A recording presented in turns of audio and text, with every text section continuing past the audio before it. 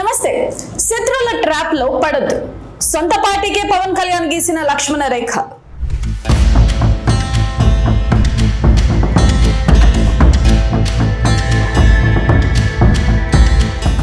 ఆంధ్రప్రదేశ్ రాజకీయాల్లో అంతా సైలెంట్ గా ఉంది అనుకుంటున్న సమయంలో ఒక్కసారిగా వాతావరణం వేడెక్కింది.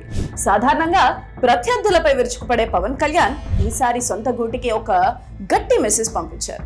రాజకీయాల్లో ఒక పెద్ద తుఫాన్ రాబోయే ముందు కనిపించే నిశ్శబ్దం ఇది. అసలు పార్టీ వర్గాల్లో ఏం జరుగుతుంది?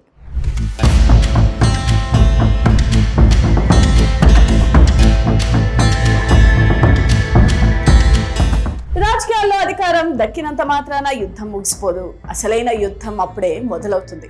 సరిగ్గా ఇక్కడే జనసేనను లక్ష్యంగా చేసుకుని ఒక అదృశ్య ఆపరేషన్ మొదలైనట్లు సమాచారం. ప్రత్యర్థులు నేరుగా వచ్చి ఢీకొట్టే పరిస్థితి లేనప్పుడు పార్టీని లోపల నుంచే బలహీనపరిచే వ్యూహాన్ని ఎంచుకున్నారు. అందుకోసం రంగంలోకి దిగింది ఫేక్ సోషల్ మీడియా ప్రొఫైల్స్. ఒకరిపై ఒకరికి అనుమానాలు పెంచడం, అంతర్గత విభేదాలు ఉన్నట్లు ప్రచారం చేయడం, తద్వారా క్యాడర్ లో కన్ఫ్యూజన్ క్రియేట్ చేయడం. ఇది తెర వెనక నడుస్తున్న వ్యూహం. ఈ కుట్రలను మొదటి దశలోనే పసిగట్టిన పవన్ కళ్యాణ్ వెంటనే తన శ్రేణులను అప్రమత్తం చేశారు. ప్రత్యర్థులు వేస్తున్న ట్రాప్ లో పడొద్దని, పార్టీ అంతర్గత విషయాలను ఎట్టి పరిస్థితుల్లోనూ సోషల్ మీడియాలోకి తీసుకురావద్దని స్పష్టమైన ఆదేశాలు ఇచ్చారు. ఇంతటితో ఆగకుండా కూటమి ప్రభుత్వంలో చీలికలు తేవాలని చూస్తున్న శక్తులకు కూడా ఆయన ఒక బలమైన సంకేతాన్ని పంపించారు.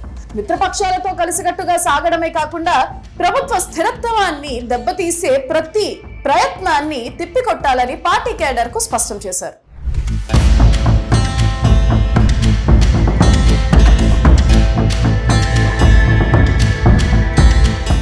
రాజకీయాల్లో గెలవడం ఒక ఎత్తైతే స్థాయిని కాపాడుకోవడం మరో ఎత్తు.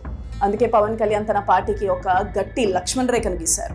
రాజకీయాల్లో విమర్శలు ఉండొచ్చు, కానీ బూతులో అసభ్య పదజాలానికి తావులేదని తేల్చి చెప్పారు. ముఖ్యంగా మహిళలను అగౌరవపరిచేలా ఎవరు ప్రవర్తించినా పార్టీ సిద్ధాంతాలను పక్కన పెట్టి హద్దులు దాటితే సొంత వారైనా ఉపేక్షించేది లేదని హెచ్చరించారు. గీత దాటితే నష్టం పార్టీకే కాదు, స్వయంగా వారికే అని ఒక స్ట్రాంగ్ వార్నింగ్ ఇచ్చారు.